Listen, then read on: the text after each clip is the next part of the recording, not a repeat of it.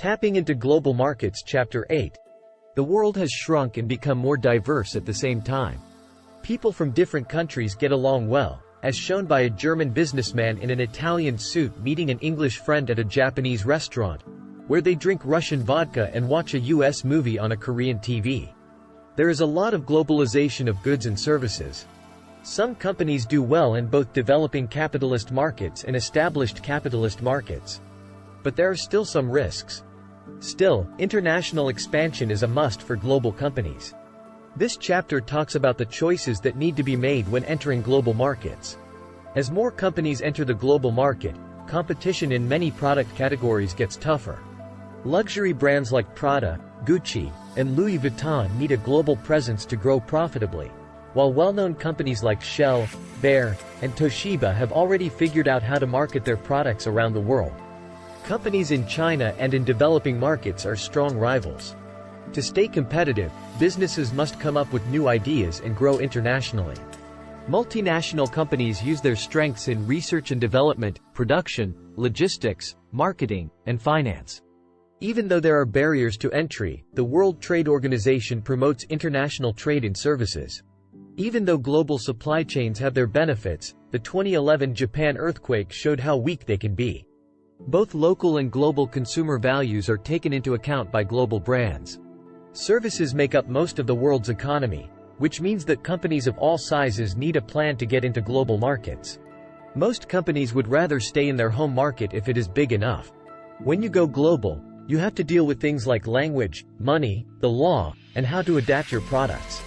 But better profit opportunities, access to a larger customer base for economies of scale, diversification from relying on a single market, competition with global rivals, and meeting the needs of foreign customers can motivate companies to expand internationally.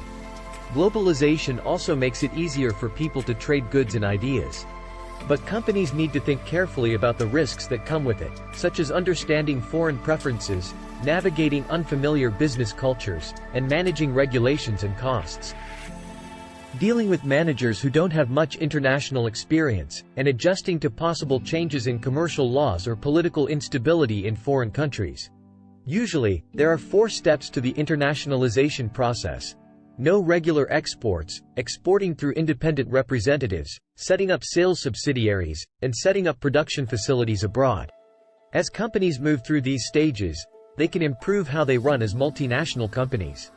When international revenue is more than 15% of total revenue, top management tends to focus on global opportunities. When a company goes global, it needs to set goals for marketing, sales ratios, and entry strategies. They can start out small or work to get bigger. It's important to look at the number of countries and how quickly they grow. With the waterfall approach, people are brought in gradually, while with the sprinkler approach, people are brought in all at once. Some businesses start out with the goal of selling all over the world. Choosing a country depends on many things, such as how well the product fits the country, its location, income, population, politics, and competition. Even though there is more competition, market growth is still important. When figuring out how big a market could be, you have to look at things like the population, the economy, socio-cultural factors, the environment, technology, and the laws. Most of the time, it's cheaper and easier to travel to a country next door. Psychic proximity, like speaking the same language and having the same culture, can also affect how a market is chosen. But the differences between cultures should be looked at carefully. Most of the time, it's better to have a stronger presence in fewer countries where you have a competitive edge. In emerging markets like Brazil, Russia, India, China, South Africa, and Indonesia, marketers face both problems and chances to make money. There are a lot of people in these markets, but they can't buy much and live in different ways. Nestlé, Unilever, and Kraft all grow because of these markets. Every country faces its own set of problems. Brazil, which has the biggest economy in Latin America, is ahead of the digital curve. Infrastructure and corruption are 2 problems that Russia has. India has a young economy that is growing, but its infrastructure is bad and its rules are hard to understand. China has a huge number of consumers, so businesses need to adapt to their needs and face a lot of competition. South Africa is a link between the growing economy and consumer demand in Africa and the rest of the world. Indonesia has a large number of consumers and a fast-growing economy, so it faces problems with distribution and infrastructure. To get into these developing markets, marketers need to come up with new plans that fit with what people like there. When going after a country, a company needs to figure out the best way to get its brands into that country. This could be through joint ventures, licensing, direct investment, or indirect exporting. Each strategy has a different level of commitment, risk, control, and potential for making money. Companies often use independent middlemen like export merchants, agents, cooperatives, or export management companies when they want to export goods indirectly. Due to the expertise of the intermediaries, this method reduces both risk and investment. Direct exporting can be done through a domestic export department, an overseas sales branch or subsidiary, traveling sales representatives, or foreign distributors or agents. Direct exporting is riskier and costs more money, but it gives you more control and the chance to make more money.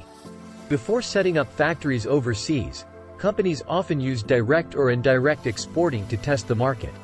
They can use the internet to find and keep customers, buy from international suppliers, and spread their brand name around the world. It is important to localize websites with content and services that are specific to a country.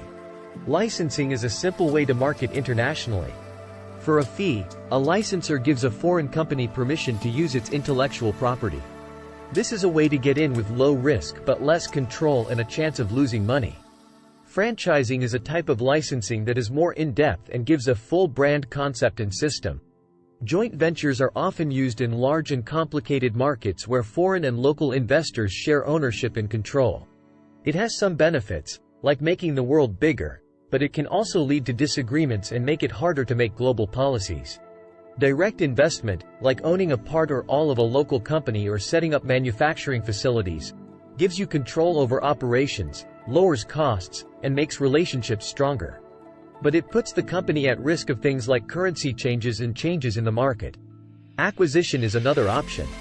This is when a company buys a local brand to add to its portfolio and learn more about how local customers feel. International companies have to decide if they want to change their marketing to fit local needs. They can choose a standardized global program or an approach that focuses on the customer. Even though global markets have become more uniform, there are still differences. Cultures have things like individualism, power distance, masculinity, and avoiding uncertainty that affect how people act as consumers. How consumers act and how the market has changed over time affect how a brand is positioned. Even Coca-Cola requires customization. Adjustments should put making money at the top of the list when it comes to consumer behavior, brand building, competition, and legal and political factors. Think global, act local is a strategy that is often used. McDonald's changes its layouts and menus based on what people like in each area. Creating global strategies for product, communication, pricing, and distribution requires taking a few things into account. For global product strategies, you have to figure out which products can be made the same everywhere and which ones need to be changed. Luxury and internet brands can be made the same all over the world. But different tastes and cultural habits make it hard to make food and drinks for everyone. Different markets focus on different things about a product. Product strategies include straight extension, adaptation, and coming up with something new. With flexible manufacturing, different versions can be made for each country, city, or retailer. The products that Dunkin' Donuts and LG Electronics make for the Indian market work well. Creating a new product or bringing back an old one that has been changed to fit the needs of a foreign market are both examples of product invention. When a brand goes global, marketers must change parts of it to fit the tastes of different countries. This includes changing the way a brand name sounds or what it means. In Asia, the number 4 is seen as bad luck. If a slogan or tagline is offensive, it may need to be changed. Messages about marketing for local markets need to be changed for better communication. Companies can use the same message all over the world, changing only the language, or they can change the way they deliver the message while keeping the theme the same. Some companies make a pool of ads that countries can choose from, while others let country managers make ads that are specific to their country as long as they follow certain rules. When adapting communications, there are things to think about like legal and cultural acceptability, creative strategy, and the message's appeal. Companies may have to follow rules about advertising to children and being gender neutral. Comparative ads also need to be changed to fit different cultures.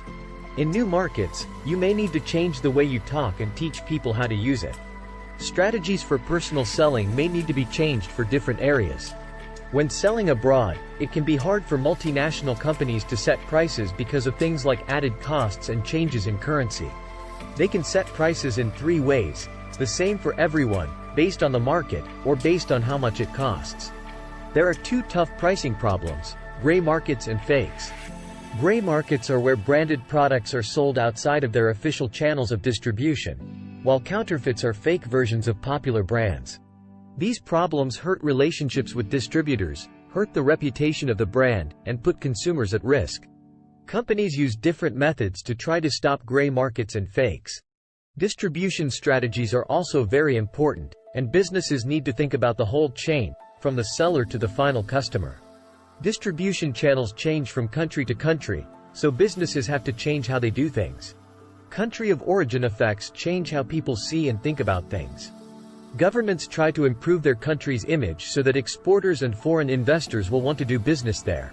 Marketers use positive perceptions to sell products. How people feel about a country affects its economy, job market, and infrastructure. The landscapes of New Zealand are shown off in The Lord of the Rings, but Kazakhstan was hurt by Borat. Global companies can help a country look better. Because of ethnocentrism and reputation, a person's country of origin affects what they like and who they associate with. Marketers have to think about how things are seen both at home and abroad. Patriotism and pride in your community are common marketing strategies, but being unique is very important. Outsourcing and making things in other countries can make it hard to tell where a brand came from. Global brands need roots in local areas. Despite problems at home, its brands are often respected around the world. Thanks for watching.